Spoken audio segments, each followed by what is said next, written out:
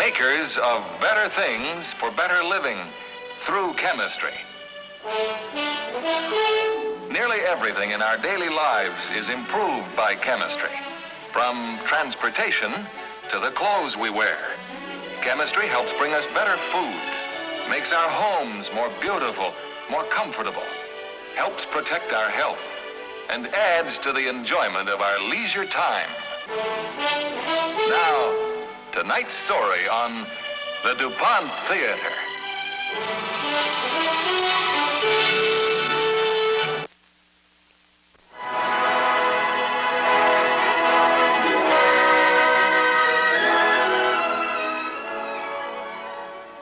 This is the story of my friend Bob Richards, minister and Olympics champion. It began in the year 1943 in Champaign, Illinois. This is my church. I'm Merlin Garver, a minister.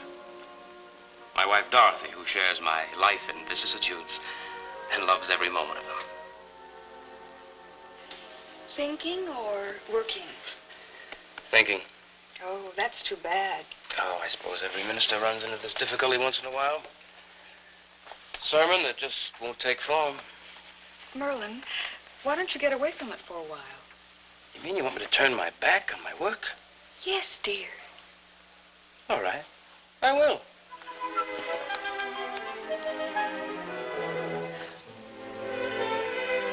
But a problem is not so easily dismissed.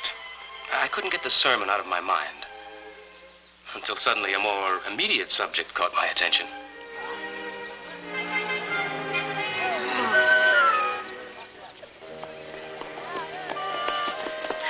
Say, that was pretty good broken field running, boy. You know something about football, mister? Well, a little, I guess. Played some in college. Why don't you get in the game? We can use another man. Oh, I don't know. I thought maybe I'd coach you fellas a bit. Well, you can coach us while you play, can't he, fellas? Sure. Come on. Come on. Oh, you better do something about those. Oh, that's right. Come on.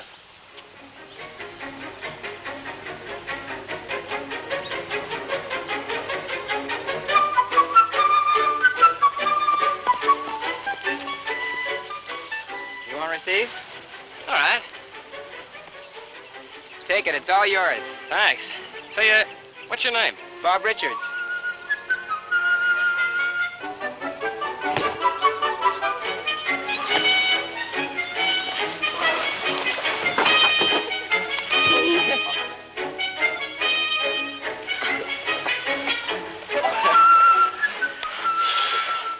May I, ask what this game is called? Sure. It's called Kill the Guy Who's Got It. I see. I see. All right, let's go.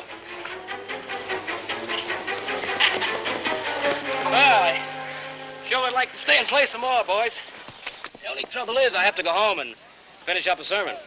Sermon? You mean you're a... Oh, I'm sorry. I should have introduced myself. I'm the Reverend Merlin Garver. Perhaps I'll see you boys in church some Sunday. Say, I know your church. Nancy Harrison goes there. Why don't you get her to bring you sometime? She's already tried. Maybe next time you'll try, huh? So long.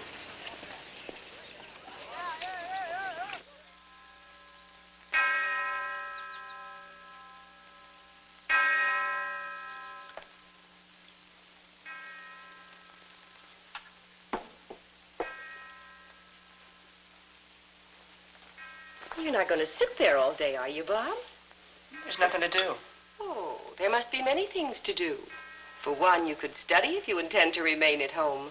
Your grades could stand a lot of improvement. I'm getting by, Mom. I know you are, dear. It's just that I want you to do better. Why? Because I want you to be somebody, to achieve something. Haven't you ever thought about what you'd like to do later on in life? No. No, I haven't. Doesn't make much difference to me one way or the other.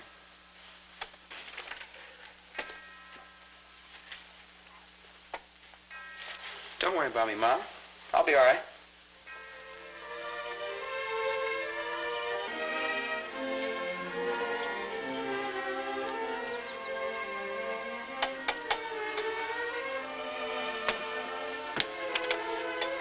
Why, Bob, what a funny time to be calling. I was just on my way to church. I know. I don't understand. I want to go with you, Nancy. You? Bob Richards? Want to go to church? Oh, never mind. I guess it's kind of silly anyway. Bob, wait. It's not silly. I'm glad. Just a minute, I'll get my coat.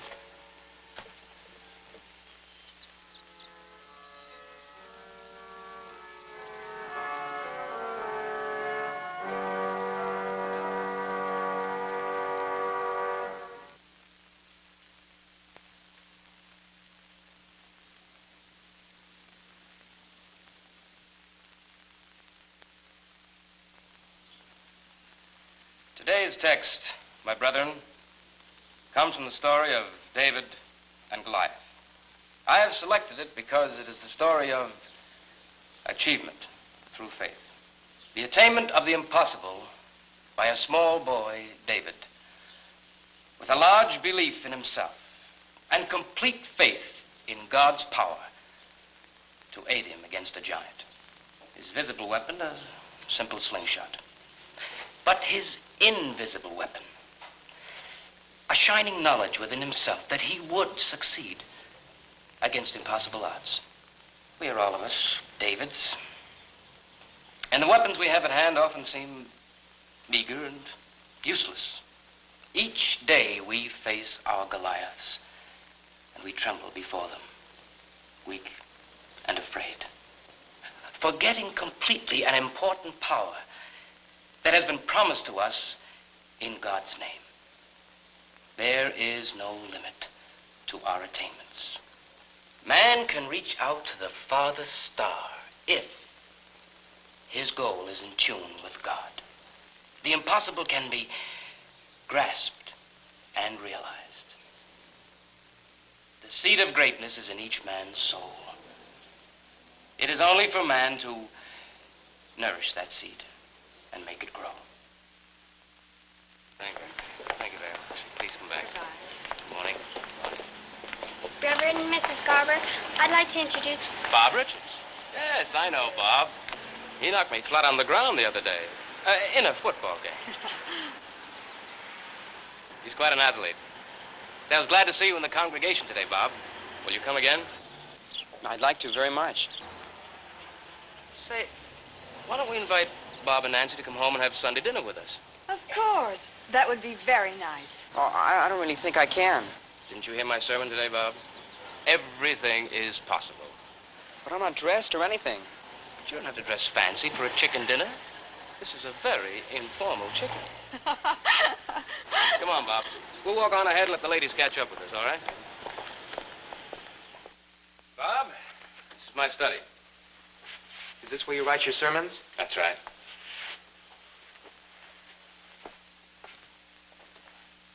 Tell me about yourself, Bob. Oh, there's nothing much to tell. I go to high school. Sometimes I don't. Oh? The trouble is, each day doesn't seem much different from the next. People around here don't think I'll amount to much. Maybe they're right. You don't really believe that, do you, Bob? I don't know what to believe. Sit down, son. Bob, I want you to have more confidence in yourself. Believe in Bob Richards, a boy who was born in the image and likeness of God. You see, none of us is given everything. We're given tools, instruments to create what we lack. We're given a very simple choice in this world. We can quit, or we can work. Now, what's your choice, Bob? I guess I want to work. Good. Good, I'll help you.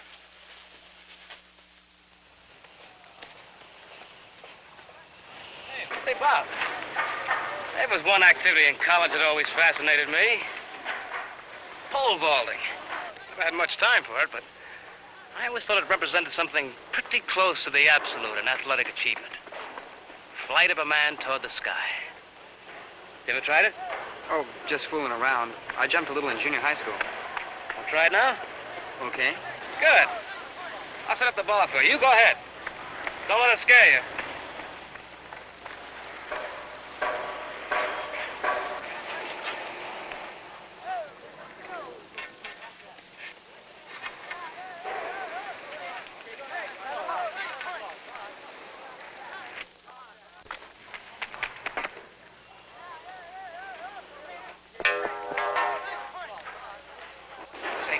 we just fooled around. That was pretty good. What do you think we ought to do now, sir? Let's fool around some more. Grab that pole. Bob Richards and I continued working out together. We talked about the ministry. There was a light ahead on Bob's horizon. At this point, it was only a faint beacon, but he could see it. And already he had started to follow its glow. When a boy has a goal, everything in his life seems to work well. Bob was a happy boy, and in his happiness, unprepared for the shock that came next into his young life. Bob's mother had a difficult time making ends meet. She heard through relatives of a position in Seattle. She wanted Bob to finish his last year in Champaign High School, but she was helpless to do anything else except move to the West Coast and take Bob with her.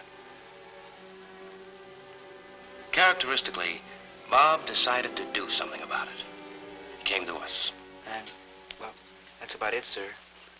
My mom and I, well, we have to head west. Of course, my mom did say if I did stay here in Champaign, she'd contribute some to my support. I see. Naturally, it couldn't be just any family. Naturally. Would have to be some people my mother liked and approved of. Some people I get along with and who like me. Well, let's see. Can you think of any family, Dorothy, that fits Bob's description? Will you please stop it, Merlin?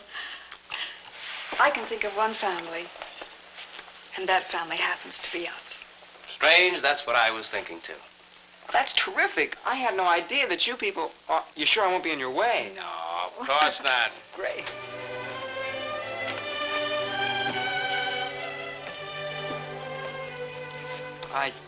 I know. You just happened to bring your bag. Welcome home. Bob excelled at all sports. He set new high school records. He believed in aims fiercely. But when he felt it was necessary, he gave up all sports except pole vaulting to concentrate on his studies. He never lost sight of the most important goal of all, the ministry. His work paid off. He graduated from Champaign High School and was accepted by my own old alma mater, Bridgewater College in Virginia.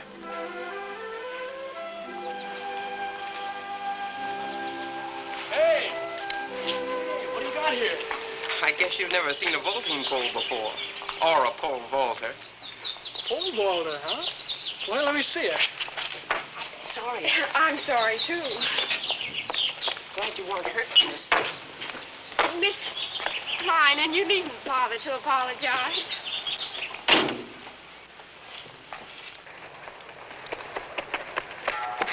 Well, looky here. It's our pole toting friend. Coach, what's the school record in the pole vault? It's 12 feet. Would you mind setting it at 12.3? Why? Because I'm going to jump over it. 12.3, Dick. Dick, I'll bet he makes it.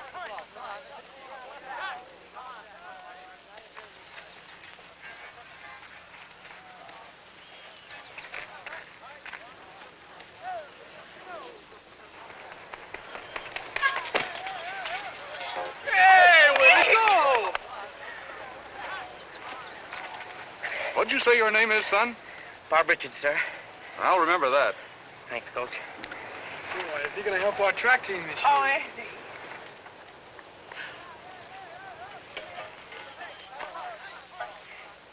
Hello, Miss Klein. Hello, Mr. Richards. I see this pole has other uses. Miss Klein, would you mind if I walked with you? Walk or leap?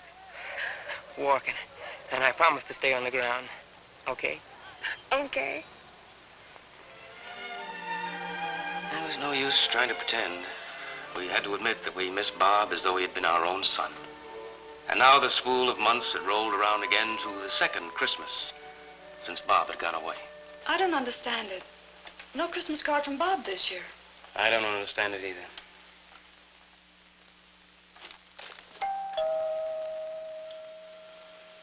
Oh, it isn't possible, is it? All the way from Virginia? Of course not.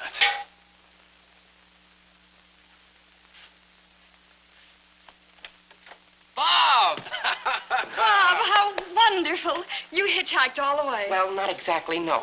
I've got a surprise for you. What could it possibly be this time? Well, I'm married. Mary! Oh, I am too. I'd like you to meet my wife, Mary. oh, I'm so happy for you, for both of you. Now, how did all this happen? Well, you start off by bumping a girl with a vaulting. Oh, now, come on, be serious. Oh, he is being serious. I'd rather tell you about the future than the past. We're both going to enroll at the University of Illinois. I thought I might have a better chance for some extra jobs around Champaign. That's why we're here. Well, you must stay with us until you get settled. Oh, we couldn't do that. Will you please forget all words like can't, couldn't, cannot, and so forth? This is your home. Look, there's a Christmas tree waiting for you. Come on, it's going to be a lot of fun.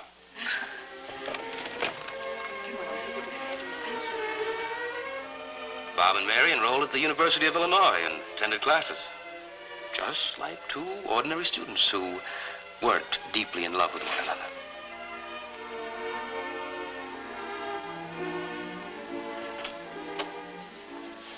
Hi, Bob.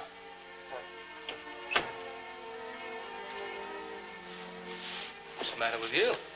I'm sorry, I just got some bad news. About what? You remember those scientific tests we took at the university? Oh, yes, the relative strength of leg muscles, oxygen absorption, power, height, weight, and so on. Well, what was the bad news? The results proved conclusively that I can never pole vault over 14 feet 6 inches. And you really believe that? I think I do. Don't you know that a complete and comprehensive series of scientific tests were made about the bumblebee, which proved absolutely they couldn't fly? The wingspan wasn't wide enough? The only trouble is they forgot to tell the bees. They're still doing an awful lot of flying. You're not just making that up. Plus, I'm not just making it up. Now, do you really believe you can't vault higher than 14 feet 6 inches? I feel right here that I can vault 15 feet and more. And do it. I will.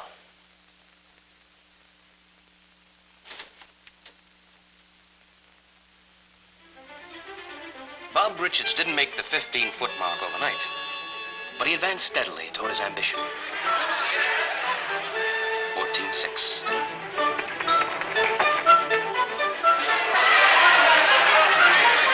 14.9.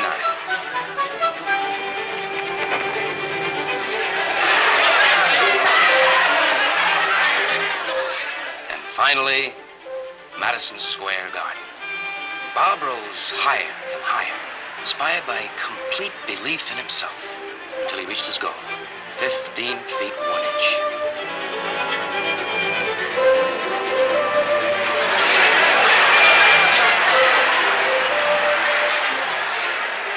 His exuberance just about ran away with him, but who could blame him? Then came the 1948 Olympics, the competition for the pole vaulting championship of the world.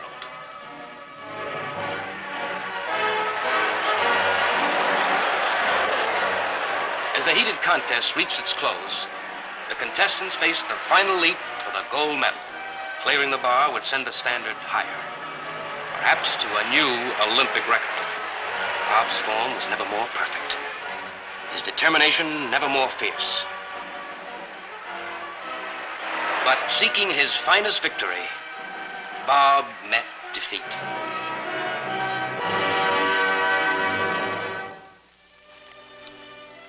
And now here is the Reverend Bob Richards himself in this final sequence of his story.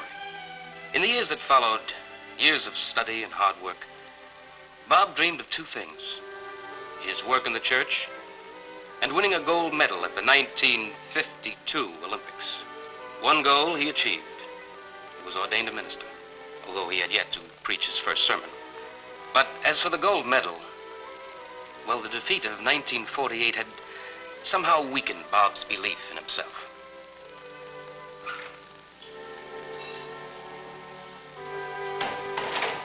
Bob.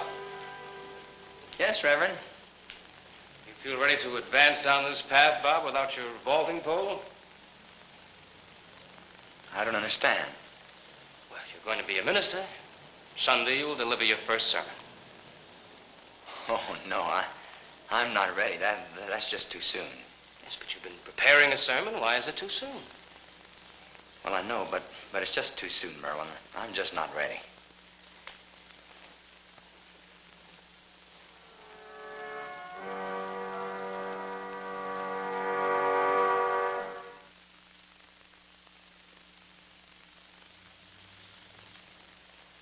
Today, I'm not going to preach the sermon.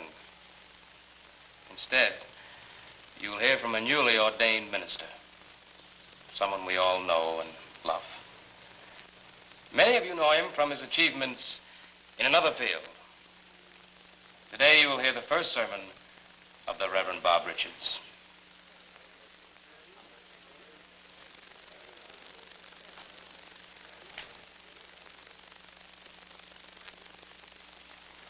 Throw a boy into the water and teach him how to swim. Yeah, but this boy's liable to drown. I doubt it.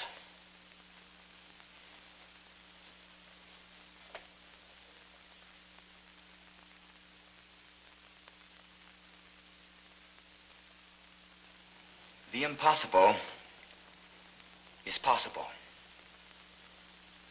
In my few years, there are 3 things that I've learned. That one's religious belief expresses itself in all of life. That greatness of living means greatness of faith. That if one is in perfect communion with God, his horizon is infinite. With God, all things are possible. One of the greatest statements ever uttered was the statement made by Jesus when he said, "Only believe.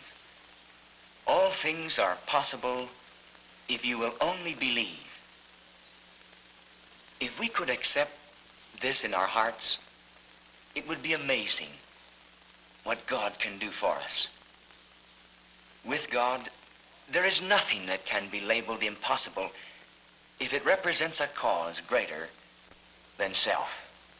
The Olympics of 1952, and in the giant stadium at Helsinki, athletes from all over the modern world had assembled to take part in one of the noblest traditions of the ancient world. Thousands of spectators looked on as the colorful preliminary ceremonies heralded the opening of the traditional games.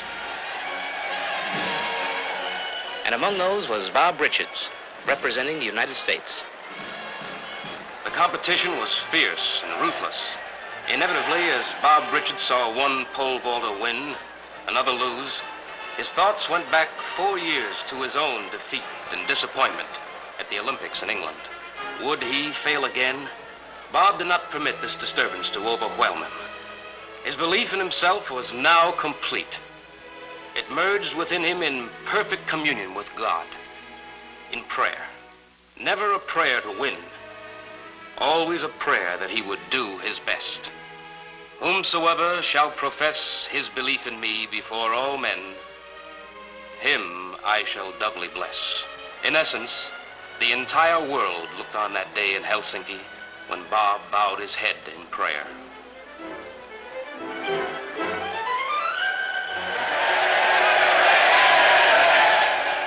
It was a new Olympic record. He had prayed for his best and made it. Again, his exuberance ran away with him. And small wonder. The boy from Champaign, Illinois, had come a long way.